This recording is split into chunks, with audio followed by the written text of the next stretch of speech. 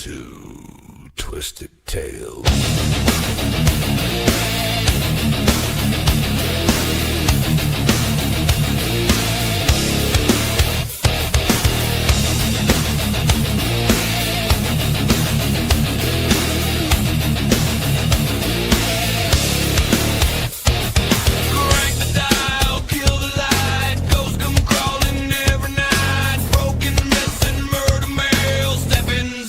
Twisted Tales, Twisted Tales, hell, blood and bones and unknown trails. Twisted Tales, hell, true got teeth and drags and nails. Urban riding, back road sin, dead men talking through the wind. Cursed objects, killer law. Once you hear it, you want more. No fairy dust, no happy end, just how the nightmare really went. Turn it up, don't ask why. This ain't stories, this is true to life. Good evening, everybody. This is Jeremy, and welcome to another episode of Twisted Tales. And tonight, I bring to you a gentleman. He is the spiritual sketch artist himself, Mr. Anthony Simonelli. Come on in. How you doing? How's everybody doing tonight? Hey, man, everything is great. You know, dealing with the torrential downpours, almost got washed away up here earlier in the day, but everything is cool. How's everything out in New York? We got some rain, but it's not really that bad. So it's, you know, I'm in the house, so it really doesn't matter to me. Yeah. What happens outside happens outside. I'm inside. Hey, I don't care. Yeah, forget about it, right? Forget about it. Hey, what do you want me to do? Hey, I don't care. You know, man, I figured that you've had such a long and storied career with the paranormal that I wanted to bring it in and maybe get into a little bit of the origins. Like, how did you get involved in the paranormal to begin with back in the day? Oh, you got an hour to spare? We got it, baby. Well, when I was a young kid, when I was about 3 years old, 3, 4, I started seeing stuff. You know, started seeing spirits and started seeing shadows in my house. And I had a puppy. And I used to bark in the spaces where I used to see things. So I started, you know, as a kid, you know, mom and dad thought I was crazy. And mom said, no, it's okay. I understand, but don't talk about it. So I feel she had the ability. I come from a Catholic Italian family, and I came from a Catholic neighborhood and Catholic school and stuff like that. So you couldn't talk about it. You know, we couldn't talk about what was going on. So at the age of 5, I started, nobody would listen to me. So I started picking up a crayon, a pencil, or whatever, you know, and I started drawing what I saw. And I had all this stuff for years and years and years. So finally, I'm starting to show it. But yeah, I got into the paranormal because of, because of that. When I was about 13, I see my first full body apparition in this cemetery by me. And yeah, it was a woman by a grave with her hair blowing in the wind, and it was crazy. So everybody thought I was nuts and everything else. And that's back in the 70s. Everybody thought I was on drugs and stuff. I was a 13 years old kid, you know. Then I just started going into the cemeteries by myself at nighttime because nobody knew. In the 70s, nobody cared. Everybody thought I was nuts. So I used to go in there with dowsing rods, a little compass. That was my EVP, and a 35 millimeter camera like this big with the flash. Yeah. And I might have got stuff back then, but I don't know. It's like I couldn't afford to develop a lot of the film because 13 years old. I could barely buy the film. Then I buy the film. Then I have to develop it, and had so much. So I don't know if I got anything back then, but I started at the age of 13 going to cemeteries and started investigating on my own. So I started at an early age. And then, of course, I went into when I got older. I started my first team in 1996, the Seekers Club of the Paranormal. Yeah. And it was good. I had three members on the team, and it was me, myself, and I. Oh, best team I guess ever. Hey, it was really hard to have arguments amongst each other because I always won. No, that's the best part, man. hey. But then I continued through the years, and I have my team, and then after the show started in like 2004, 2005, and people started saying, "Oh, this is cool," and they started coming out and talking to me, and can I be a part of your team? I'm interested, and before you know, that's how I got the team back together, and I started going out with equipment and stuff like that, and it was really something, to have people coming with me finally after all those years, Yeah. So, What was the first location that you actually investigated with your actual team? with the team, my Yeah. first location, it was Gettysburg. Really? Actually, Gettysburg, yeah. My brother and a couple friends came along, and we actually the Peach Orchard. We went into the Peach Orchard, and as we went in there, my brother had a night vision camera, but back then had the big cartridges and stuff like that. Right. That's back in 2008. That's where I had the whole team together. Before that, I used to do things on my own. Or I had somebody straggling along with me. But yeah, it was a Peach Orchard, and we went in there. And as we went up the hill, I got my first. I seen actually a shadow of a soldier walking off the field. I could see the whole outline of him with the way the suit was. He had the backpack, and he had his gun, but he had the butt of the gun on his shoulder and the barrel hanging down. And he was just walking away like he was, and as he was walking away, it was a full moon that night too. That was the cool part about it. He just vanished. He just walking and vanished. So I'm like, this is what I came here for, And we had other experience that night. We had, because it was in August too. So we walked on the field there, on that field, but it was a dirt road there. The dirt road was cold. My brother was pushed, and I felt like something going through me and everything. Yeah, it was a crazy night. So that's like the first time I actually went with a group. Right. I don't know if it was really a team, but that's when we went with a full group. Except for my brother, he started coming with me then. But after that, we started going out, him and I and my son, and just continued going. It was, and I'm still doing it.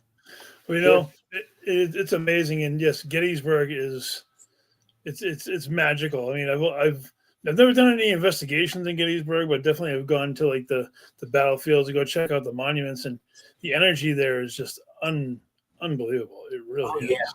Yeah. I got so much stuff there because after that we went there twice a year from 2008 to 2013. We were going to in April my brother's birthday and August my birthday. So we used to go. That was our birthday gifts to ourselves or to and we used to go there. Tilly Pierce, we got so much stuff there, and Battlefield and the Farnsworth. A lot of locations there that we had a lot of things happen that really interest us. It's everything between the Jenny Wade house and the orphanage, which the last time I was in Gettysburg, thankfully we were finally able to go, and we did one of those nighttime investigation things with their pre-made team, just to be in the basement of that orphanage. Oh my God, it's heavy. Some real heavy stuff. In fact, I was invited to the to do the orphanage Saturday night with a group that they were doing the orphanage, and they actually were doing a tour with people, so they wanted me to be part of the tour with them and stuff. And it was like from 12:30 to 4 o'clock in the morning, and it was Saturday night.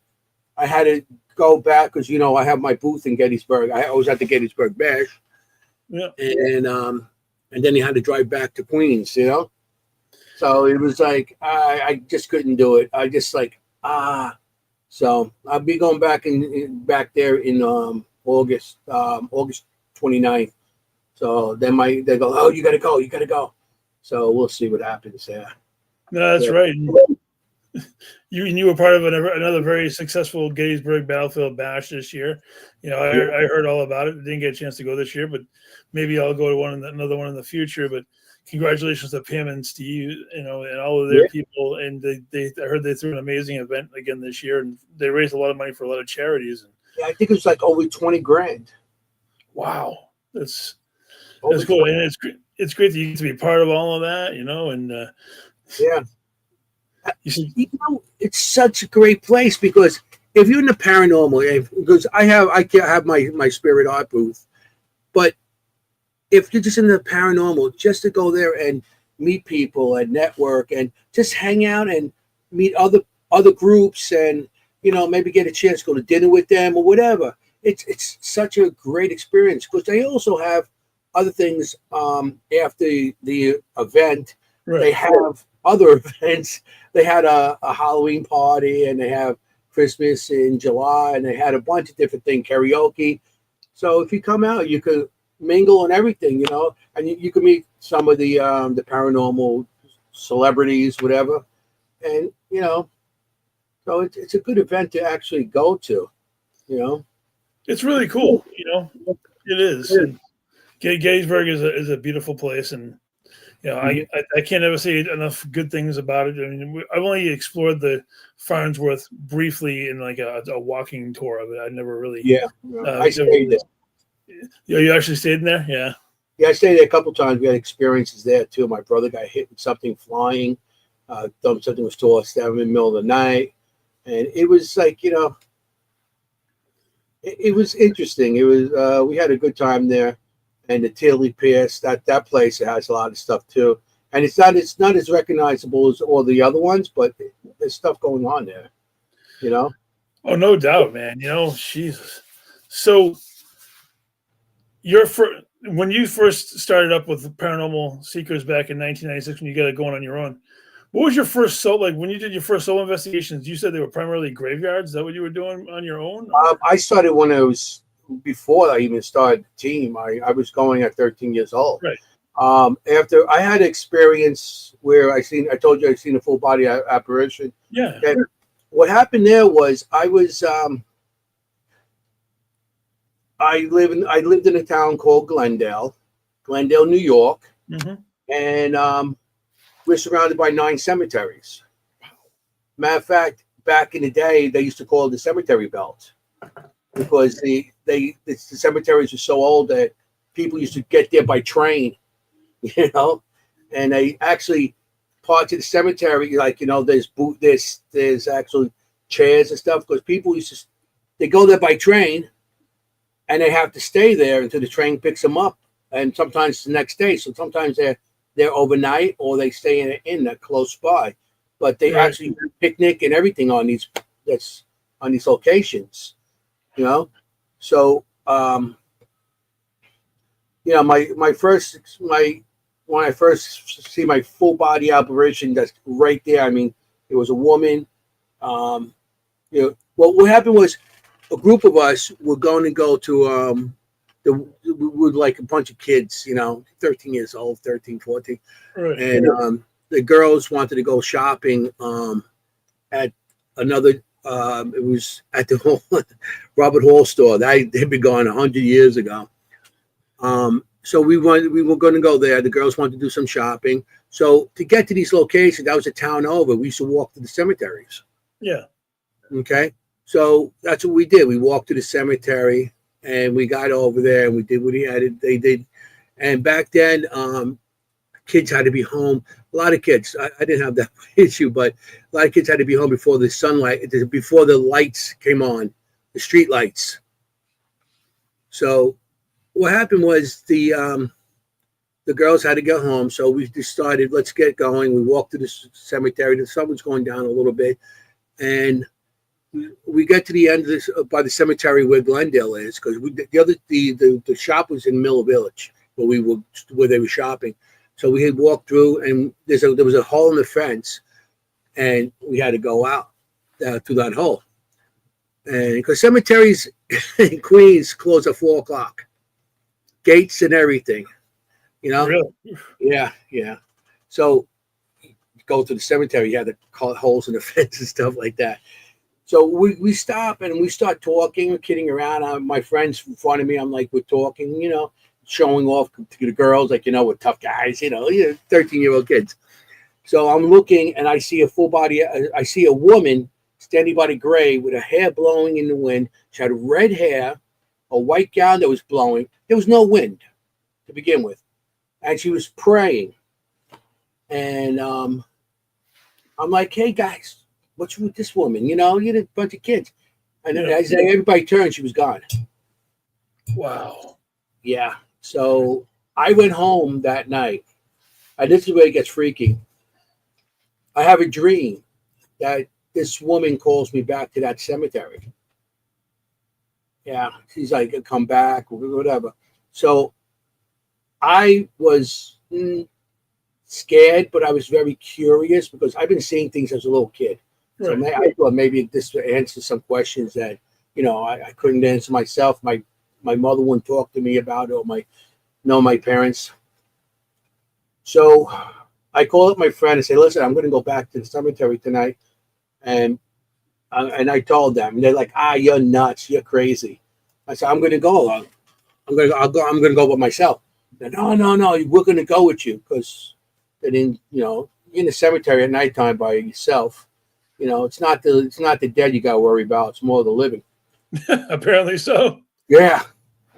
Wow. So I went back to the cemetery, and on top of this hill, there was old church that burned down. So it was just the ruins of the church up there.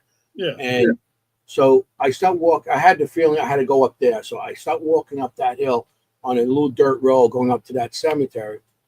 And we have a question from Nathaniel here.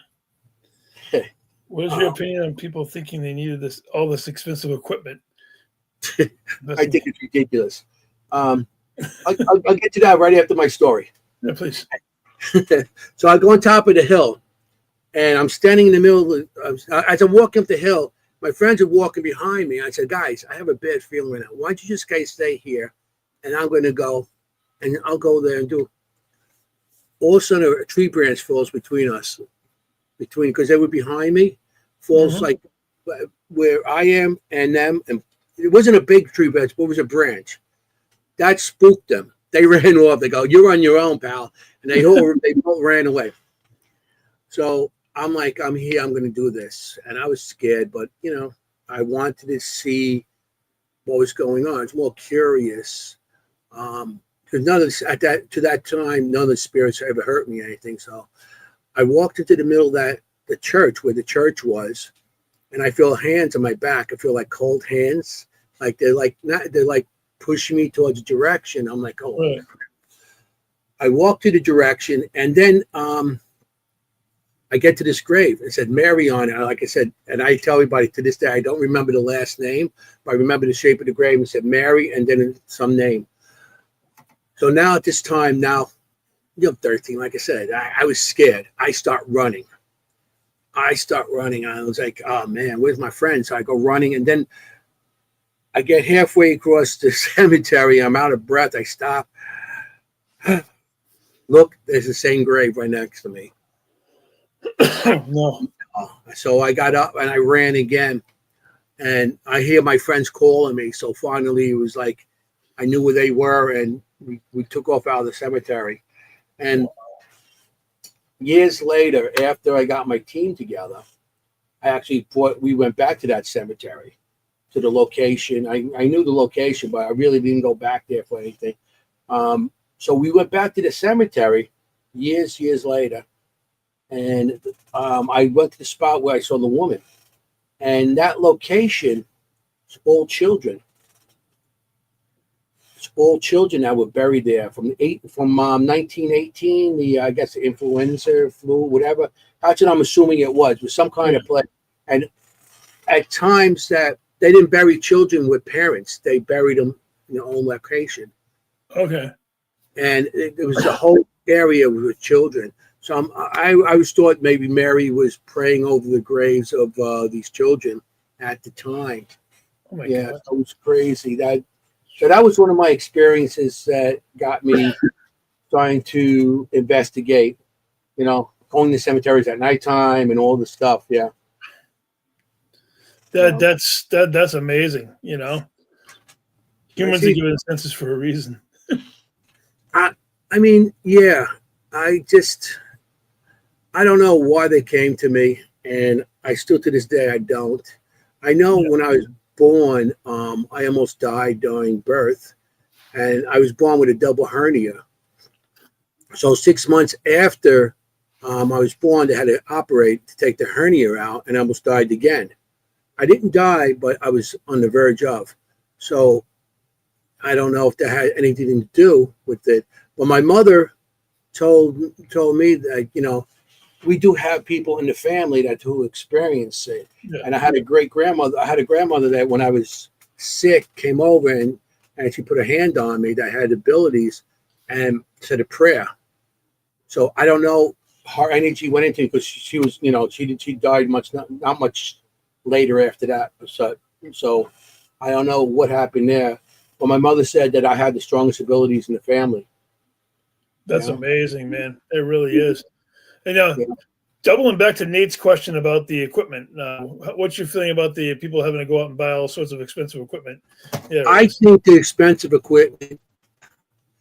I mean, when I first started buying equipment back in the early 2000s, we bought everything in hardware stores.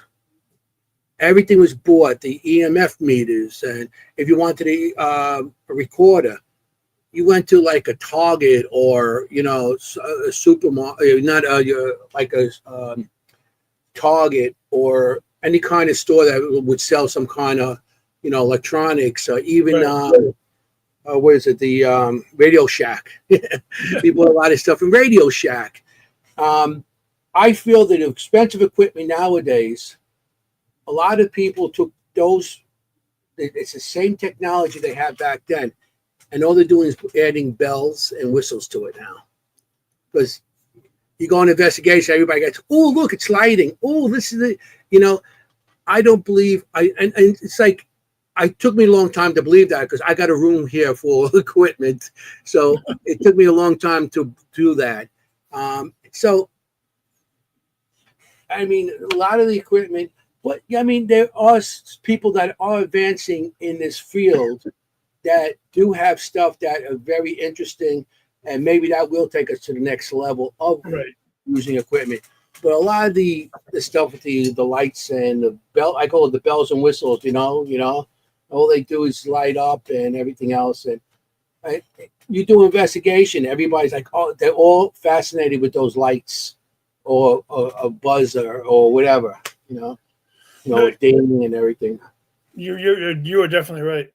Nate says that he still trusts his RCA recorder that he bought 13 years ago at Walmart compared to a Panasonic DR60. So, well, DR60, Jenny, my partner from my podcast, she has two of those. They're expensive, but we do get crazy stuff with that. You know, we do get crazy stuff. People hate it. I still got, and I do take it with me, I got the little cassette recorders. Oh, yeah. I love that. It's so cool, you know. But, yeah, I still got cassette. I still got all the old school stuff, you know. Right. When I started was cartridges. I got a whole shelf of cartridges from the DVR and all this stuff. I got a lot of that stuff, you know. And I seen somebody, my favorite equipment, something like that. Somebody asked. Nate says it's $1,000 price tag in some cases. Wow. Yeah, I see the best tool for you. This thing on the top there. The best tool. I'm a video person. Right. I like a video camera. I got a video camera. I wear a body cam in the front and a body cam in the back. Oh, wow. When I go into certain locations. Because a lot of times, how many times you're walking in a location like Penhurst or Trans-Allegheny, all these dark hallways, you're going down and you hear something behind you. So when you hear something behind you, you turn, it's gone. if there's something behind you, you'll see it. So I'm a video person, and also I feel you got the best of both worlds there because of, you know, because I got video and the audio, so I got both. Phew, man, that's crazy. You know. I know not everybody's the DR60. I know a lot of people are not into that, and I'm not into it because I can't see spending that kind of money on equipment. You know. Oh, I definitely agree with that. You know, Mhm. I found a little something interesting. I wanted to ask you about. Was you said you wrote a story called Cookie for Yeah. Paranormal Pets book. I wonder if you could like get into that a little bit because I found that really interesting. Because you know, interacting with pet spirits is definitely something I find rather interesting. So I don't have a book next to me. that's all right. I usually have the book next to me. Yeah, I was at the Para Unity back in 2016, I think, 15, 16. And Brian Cano had these people come up to me and ask me if I would be in the book. This guy, Anthony, and Jessica, I think her name was. And it was a book about paranormal and your pet. It's called Tales, Tail, Tales of the Other Side, Paranormal and Pets. Nice. And it's about experiences that people had with their pets coming back, and seeing their pets after their pets passed. Right. I had a dog, Cookie, that I had since I was like 2 years old. And she passed when she was 18. But Cookie was she was a good dog. So she had cancer. So they had to put it down. She was 18 years old and everything. So Right. had to put it down. So a couple months after Cookie, they put it down.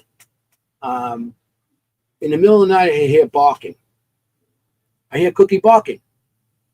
So I wake up. I'm like, Cookie, because I know I could experience. I seen spirits and stuff like that at that time. Mhm. So I go running down the stairs on the second floor, and I hear noises at my front door. And I toss the light on. All of a sudden, I hear a bang, something bang, and then. So I opened up the front door. It was a crowbar. Somebody's trying to break into my house. Oh my God. If it wasn't for me flipping that light on, they would have broke in. Oh my. And we had a whole family there. So Cookie's bark is what woke me up to toss that light on and take whoever was there, take off. But it was a crowbar. They would try to pry open our front door. Oh my God. The spirits have intervened, and that's a good story to tell. Wow. Yeah, Cookie was a good dog. She, like I said, I had it since I was 2 years old. The first 5 years of my life, I was pretty much. My brother was born 5 years after me, so pretty much first 5 years, I considered her like a sister because her and I were all doing everything together. You know, That's fantastic. and she was my little sister. I used to call her. Yeah. Now, I mean, I remember when I first met you was at the Emory Estate a few years ago. Yes. Sam was running an event. I met you for the first time. I also met Lourdes and Ron, two amazing people. April. April was there as well. Yeah. Yeah. That was a hell of an evening in that place. I'll tell you, we had a lot of fun that night. And yeah. Matter of fact, I have a drawing of that. If I knew that, I would have sent you the drawing. I seen a man standing in the window looking down at us. Oh wow. Yeah. And I also had some evidence because I walked off on my own. And because a lot of times when they go through their session, I'd rather go off on my own and, because it's usually quiet. Everybody's standing by them doing their stuff. And I had stuff upstairs on the recorder, on my camera. Right. They had that big, it was like a small stairs that go up to like a peak, and you could stand up there and look all over the place. Yeah. It was on the second floor, and I got somebody. I was going there, and I'm going up the stairs, and I had an EVP on my recorder of my thing saying, "Who are you?" Wow. And with the green. You know what? Creature of the Black Lagoon. I found this shirt. Oh, I love the vintage horror stuff too, so I had to. I picked it up. And I was like, you know, I was, but you know something that is cool. The Emery Estate is beautiful. I was just there recently, about a few months ago. I was up there, and that was my second time there. And that place definitely does not disappoint at all. But I wanted to get more into the sketching, because I know that you had talked about it briefly, but then I started seeing you actually at events with like full blown displays of all of your amazing sketches. What made you decide to transition into actually showing off all of your stuff in like grand display like that? That was about. I had all these these sketches for years and years and years. I told you I started when I was 5. Yeah, I had all kinds of drawings, and some of them survived the years, some of them didn't. And my friend Richard Marcella, I don't know if you know Richard. no, I don't think so. I'm not sure. He's a sketch artist, and Okay. he'll do a reading for somebody. As he's reading him, he actually sketches who he's actually speaking to, and he shows to these people. And these people pull out pictures like, "Oh, that's my uncle, my aunt, whatever." So he's really good at it. He was doing a show at the Ritz Theater in South Jersey, and he goes, "Yeah, I'm doing this spirit art thing." And he goes, I said, "I draw too." He goes, "Oh yeah, you do drawings?" And he goes, "Yeah, yeah." I said, "Yeah, I do. I've been doing since I was a kid." He goes, "Show me some." So I texted him a couple, and he was like, "You got to do the show with me. You got to do the show." So remember this: I had books and books. I never show my art because I felt that was my own personal experience. Right. And I come from an era where we weren't allowed to talk about things. Right. So that's why I got equipment to try to document it. It's not I could document. And so I wasn't used to that. So he asked me to do the show, and here I am ripping pictures out of books from years and putting them in frames and stuff like that. And I went to the show. I had like hundreds of pictures, and so everybody seemed to like it. And I said, "Why don't you show that? Why don't you show it?" So the following year, I think I started showing them at Gettysburg Bash, the Battlefield Bash. Yeah. And then I just continued from that point on. I've been doing other stuff too. I do cryptics, and I did the main con, and all these different locations. So I figured, get to sit, and people seem to like it, because I tell you, every picture I drew, every drawing that I have on display has a story. All has a story. And you sent me a few I wanted to see. So, Sean, if you're there, if you could like pop up one of his sketches, I'd love to talk to him about it. Hey, wow, there we go. We'll start off with a bang on this one. Yeah, this one's a good one. Yeah. I was a manager of an adult entertainment club, and I used to close up. We in the city, we have last call and at 4:00 in the morning, and then everybody's gone. So I have to count the money and pretty much in the place. I used to have my doorman wait outside for me, because the area was like, especially at that time. So I would count the money and everything. And so I'd be coming out later on, and the door's locked and everything. So I would have to come up, set the alarm, walk to the front door, open the front door, and leave. Right. Well, this one used to come out. She did it to me 2 or 3 times.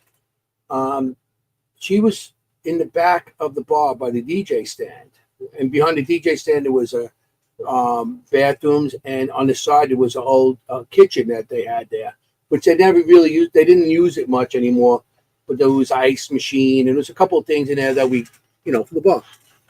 Well, she would come out of there and start running towards me. Oh boy! And I would like, okay, it's to her, and I just open the door. I run to the door, open it, and close it. Well, the first time she did that, I had my 2 doormen. These guys like 6'5", 6'6", big guys. and they're standing there with me. And I come running out. They go, "What's the matter?" I said, "You'll find out in a minute." And I shut the door. All of a sudden, somebody starts banging from the door on the inside. Oh no. So they're like, "Is somebody in there? Let's get him. Let's get him." I said, "No, there's nobody in there. You'll see. You'll see." I said, "If there's somebody in there right now, they'll be setting off the alarm anyway, because the alarm is set and no alarm." And so she did this a couple times to me. She just like come out like all hunched over, look up at me, and just run towards me. And I was like, "Okay, I'm out the door." But she did that a couple of times to me.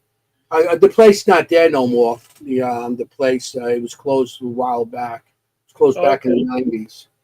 But yeah, it was every night. Every night there was always something. Every time I worked there, I worked Tuesdays, Fridays, and Saturdays there, and she would make sure her appearance was known. All right, what we got next up on the board here? Oh, That's kind of cool. Trans-Allegheny Lunatic Asylum, West Virginia. We were on the 3rd floor, and as we were going up the stairs to the 3rd floor, something started choking me.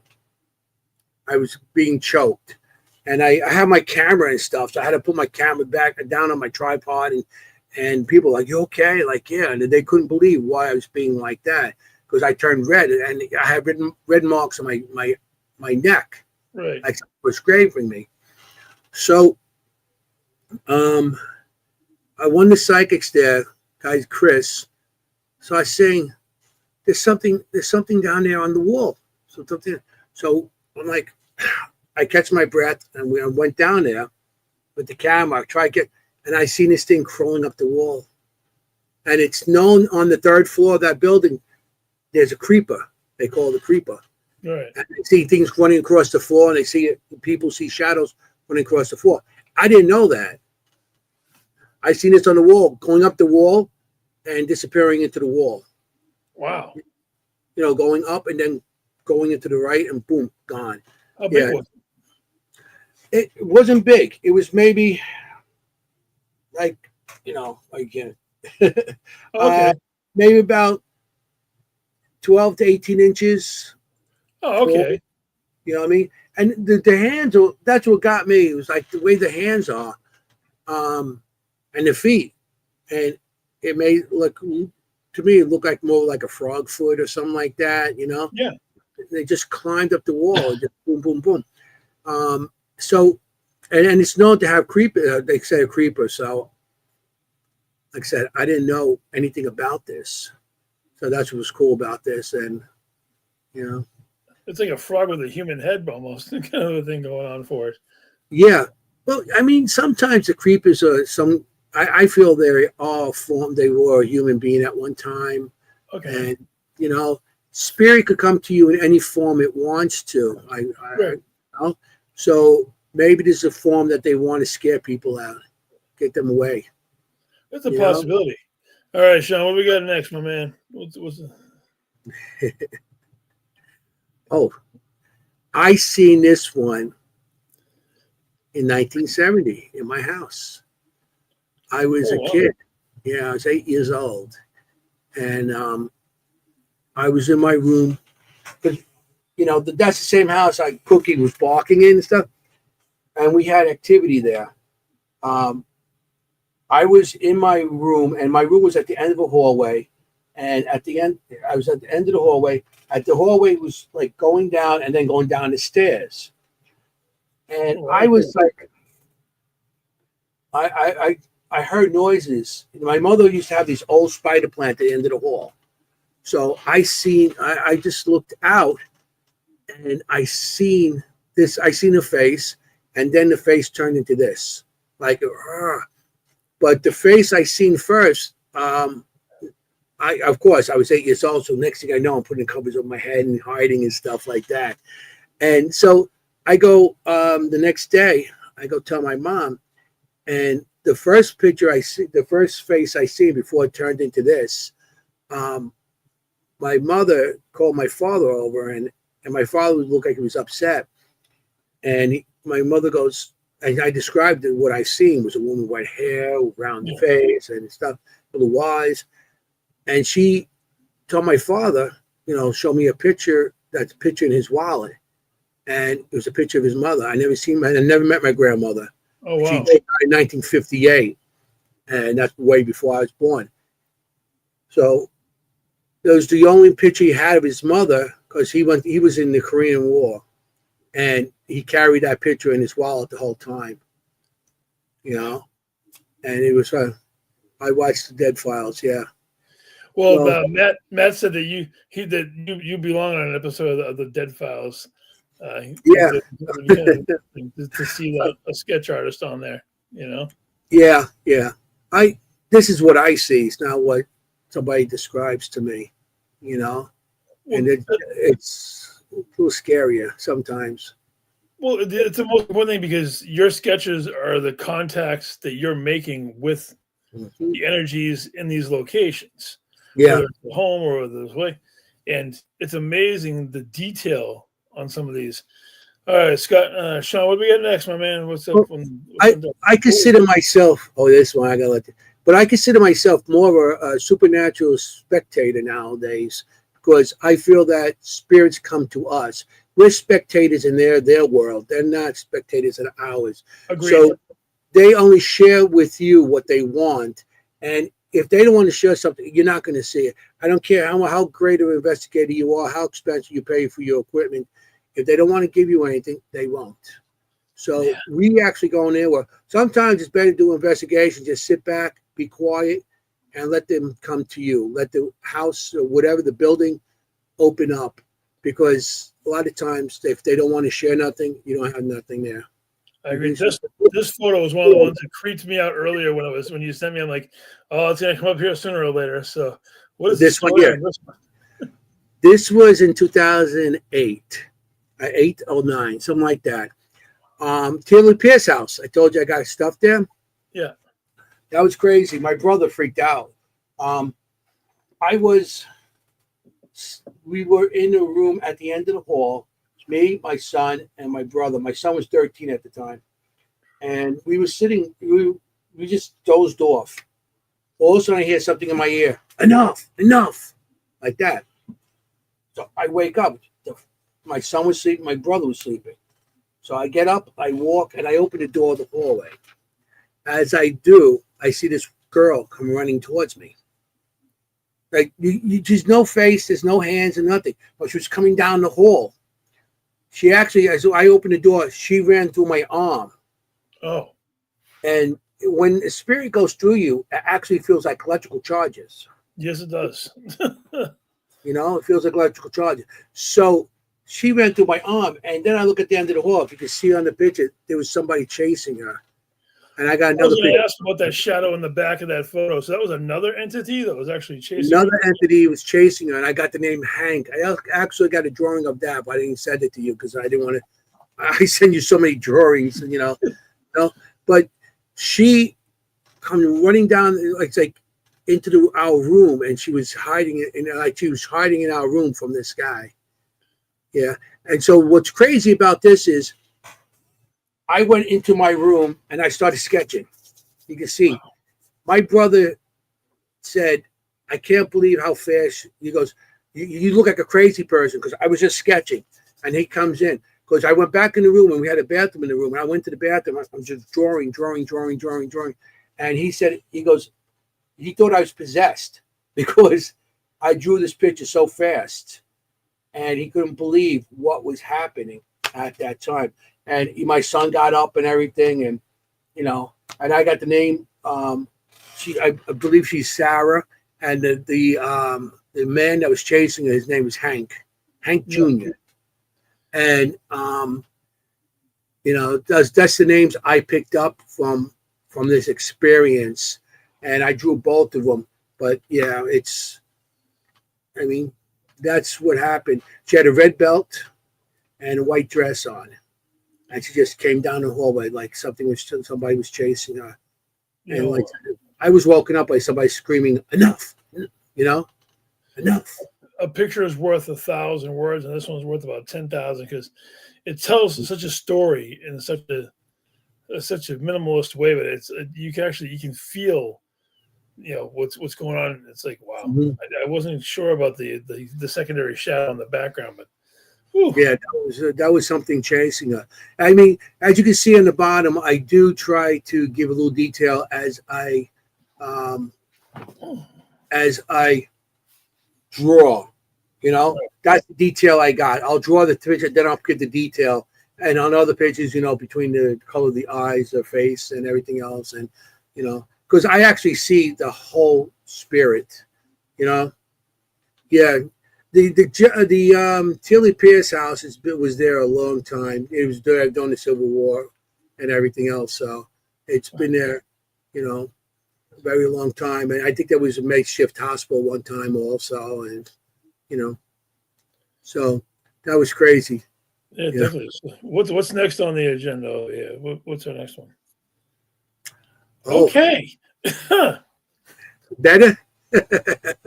Is that a burning baby that I see? Yes. Whew. This is the worst experience I ever had.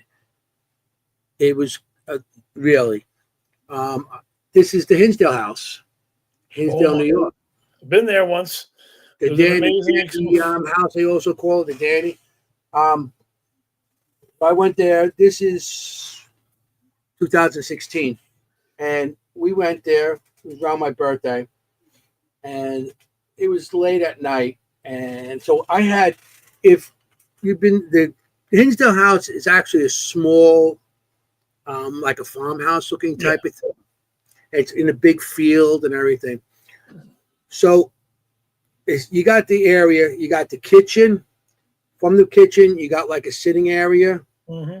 Okay. And then there's a little area because there's a staircase that goes up and there's a little area in the back behind in the living room.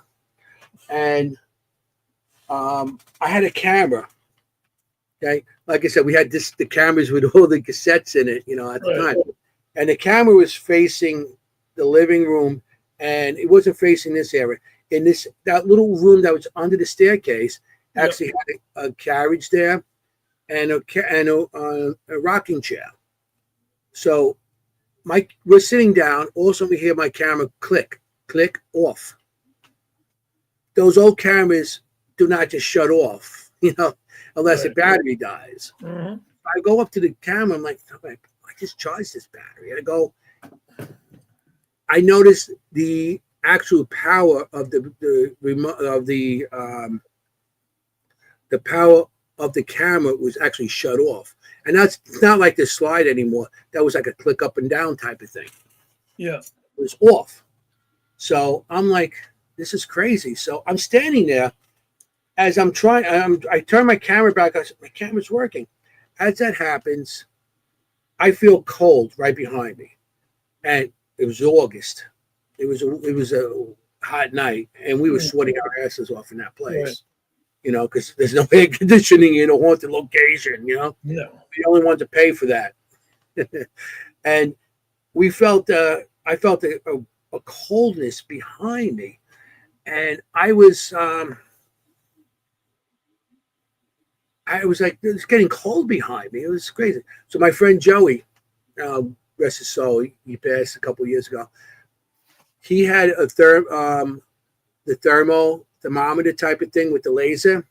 Yep. He was sitting over on the couch. And he goes, oh, so he shoots it across behind me. He goes, the temperature's dropping on you.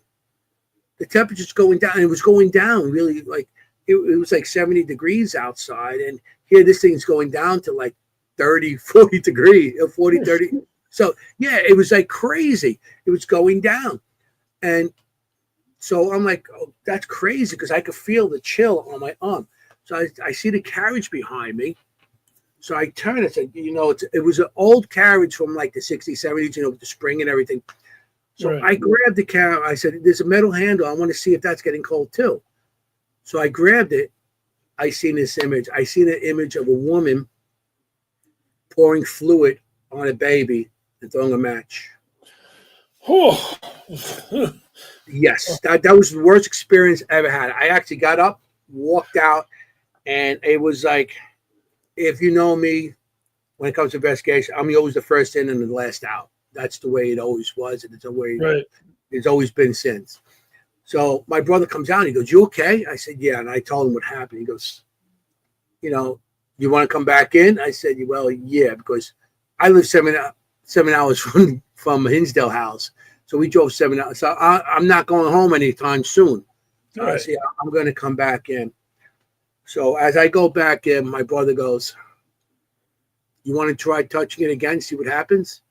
I'm like, yeah, I'm an investigator. I'm trying to understand what happened. I touched it. Right. All I seen was ashes of a baby. And it was an infant, and that was the worst experience I ever had in the paranormal. People always ask me my worst experience. This is it. And of course, I draw it. Best part about this happened 2016. I'm not saying the best part of burning babies. I know there's no best part about that. But I was in Gettysburg. I was at the Gettysburg Bash, and I had my table. And Dan, the owner of Hinsdale House, had his table next to me. Yeah. So I was, I know Dan for years, so we talked and back and forth constantly. I said, "Dan, look at this picture. This is a picture I drew in 2016. He goes, "That's the carriage." I said, "What do you mean?" "That's the carriage. Somebody bought that carriage in an estate sale when he first bought the house. It wasn't him. They used to see a woman in white standing next to him. And yeah, the woman in white standing next to it. So the whole family, so they just brought it and they just gave it to Dan and said, 'Here, you got a haunted house? Put this there.'" And it was there for a while. It was there since, and it's still there. Also, he said at the time, he goes, "That's a crazy drawing because a psychic that was there drew something similar to that drawing of that woman that was by the cat." So, and I had no idea. It's 2016. I had no idea about all this stuff. And like I said, I didn't show my stuff until later on. Not like signing 3 years ago. That's the only time.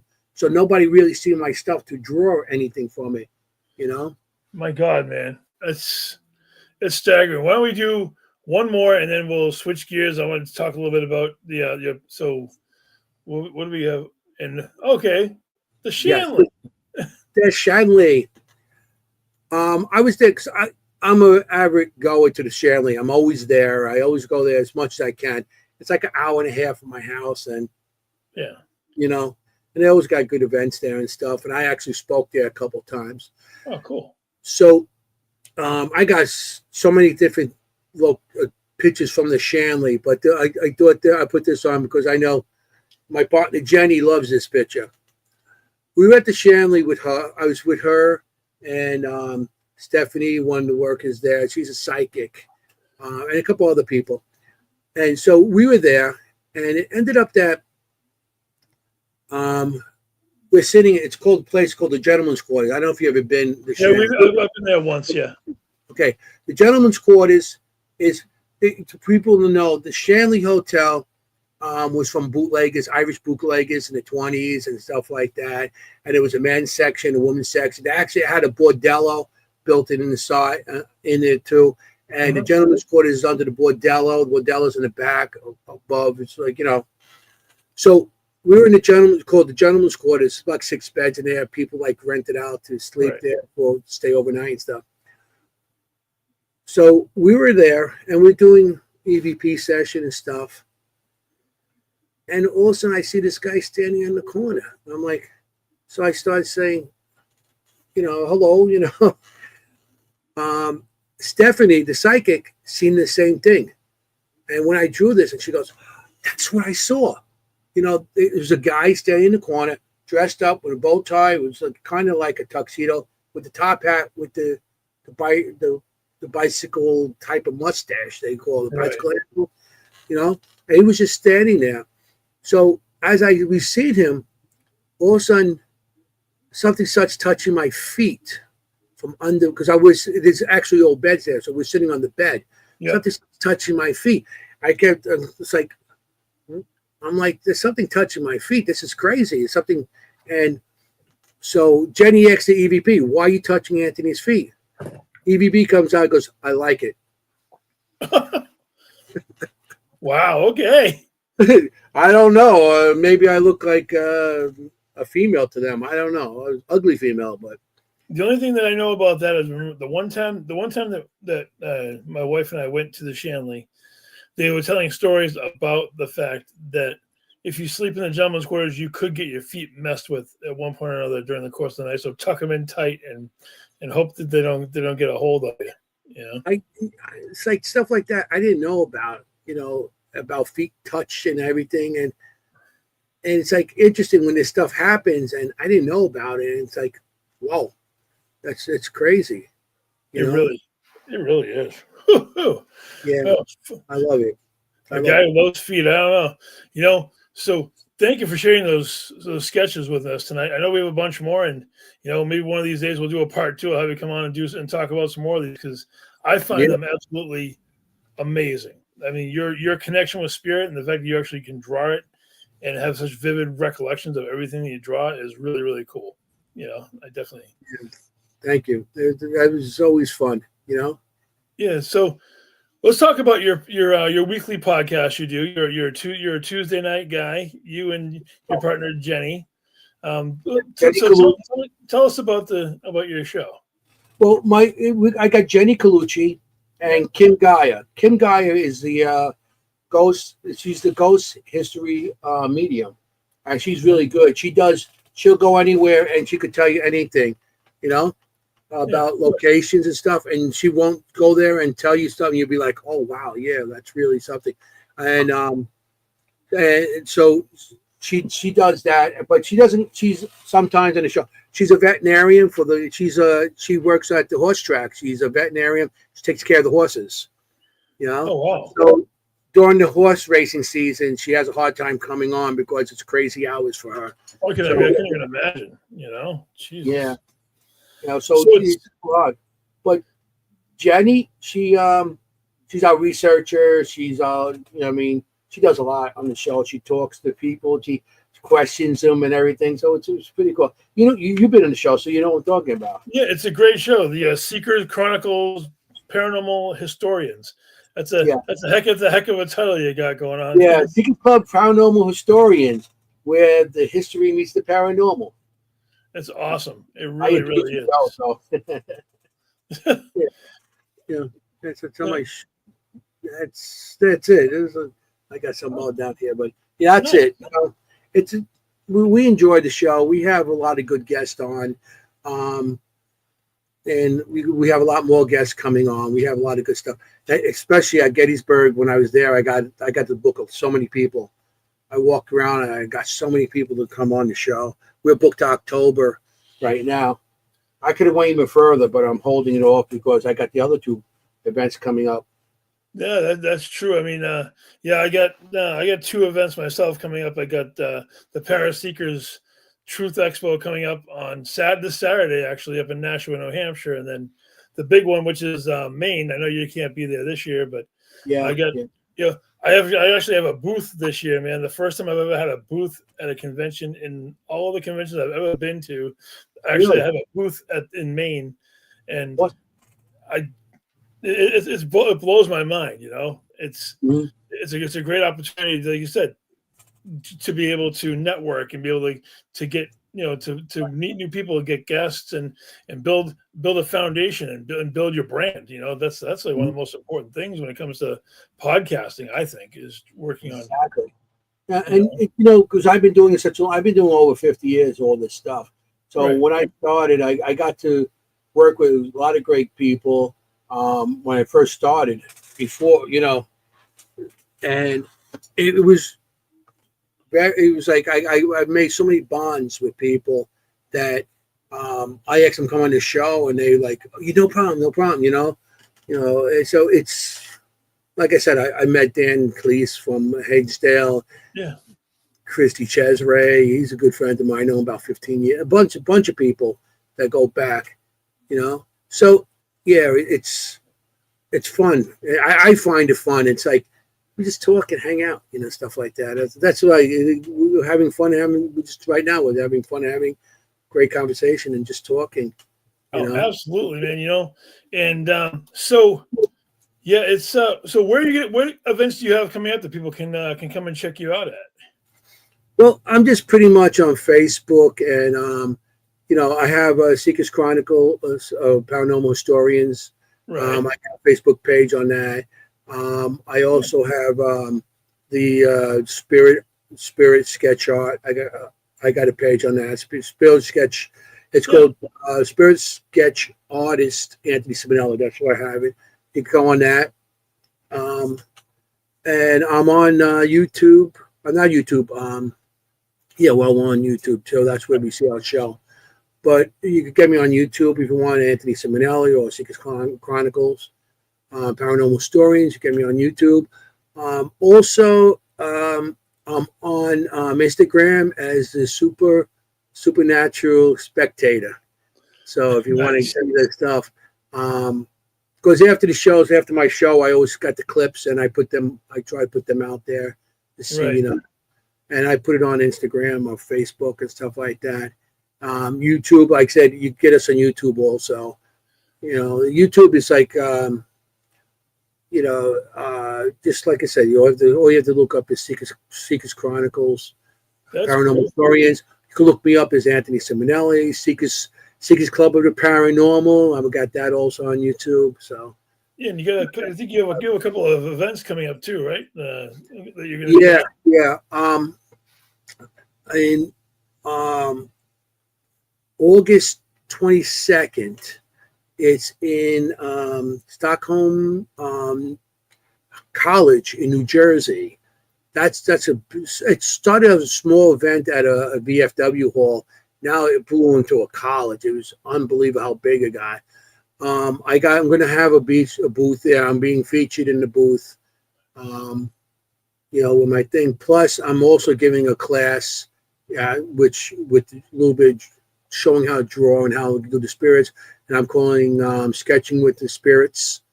So you can come down. I'll hand out some papers so people could try sketching something, wherever they see. Show them how to meditate a little bit and how to bring the spirit to them and what they could draw from there.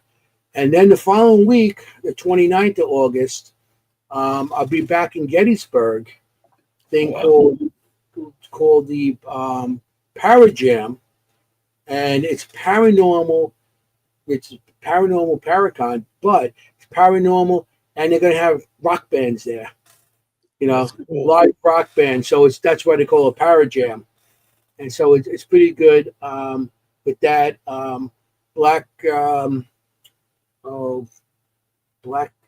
always say their name wrong. It's a paranormal group, Black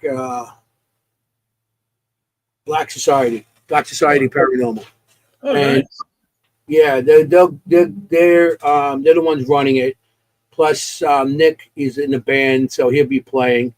And also, Nick is one of the guys there that he has a music store in Gettysburg and everything like that. So they give tours and everything else. So it's pretty cool, you know. So nice. it should be good. And then after that, I didn't get a booth at Para Unity this year, New Jersey Para Unity. Right. But I'll probably stop by, say hello to them. And I'm doing an event at the Hoover House, where Steve and Waynesboro, right. Pennsylvania. It's like 15 minutes outside Gettysburg, and they have a place there. That place, if anybody go there, you have a good time. Plus, next day it's like a B&B. It's in Pam cooks breakfast for you the next day. It's so cool. That is really cool, man. Yeah. It sounds like you got a lot of good events coming up that you're going to be part of. You know. Yeah. So I'm looking forward to what's going to happen the next couple of months. I just did the Cryptic show in Cryptic and Paranormal. That was in Plainsville, New Jersey. I did that back in June. And that's a great event. That's a good event because they have a whole floor of just paranormal and a whole floor of just people that go after cryptics, Bigfoot or, any kind Mafia of and all that stuff. Yeah. Yeah. So it's pretty cool. So I think I could try to do some events. That's fantastic, dude. You know what? I want to wrap this up with one of my favorite questions I always ask all my guests, and judging by the mask I can see on the door on the back of you, you might have a little bit of knowledge on this. What's your Mount Rushmore of horror characters? Mount Rushmore horror characters. I'm old school, so That's okay. Dracula, Frankenstein, the originals, Bela Lugosi and stuff like that. Frankenstein, Werewolf, and the Mummy. It's funny because when I was a kid, we used to have the models. We used to build those models. Yeah, I remember those. They glowed in the dark. Wow. And I made them all, back then, you making, and my brothers, I told you, is 5 years younger than me. I used to scare the crap out of him every night because I would throw him in the light and then put him under his bed. And then, because we shared the room, so I would jump off my bed on one side, crawl under the bed, grab the models, bring them out, and go on the other side, go, with the glow in the dark. My brother would be like, Ma! I used to catch a beating with that wooden spoon, to see, and it's like, bah, bah, bah. But, yeah, it was the funniest thing. Man, thank you very much for your time this evening. It's been an amazing time, and hopefully I can get you back on for a part 2. I'd love to do some more of the sketches and definitely have you back on the show. It was a lot of fun. That'd be awesome. Anytime you want me on, if I could do it, I could do it. I appreciate that. For Mr. Spirit Artist himself, Anthony Simonelli, this is Jeremy Cotter. This has been Twisted Tales, the official podcast or one of the main paranormal and horror convention this year. Sean, take us home. Thank you, everybody. Thank you. Thank you for listening.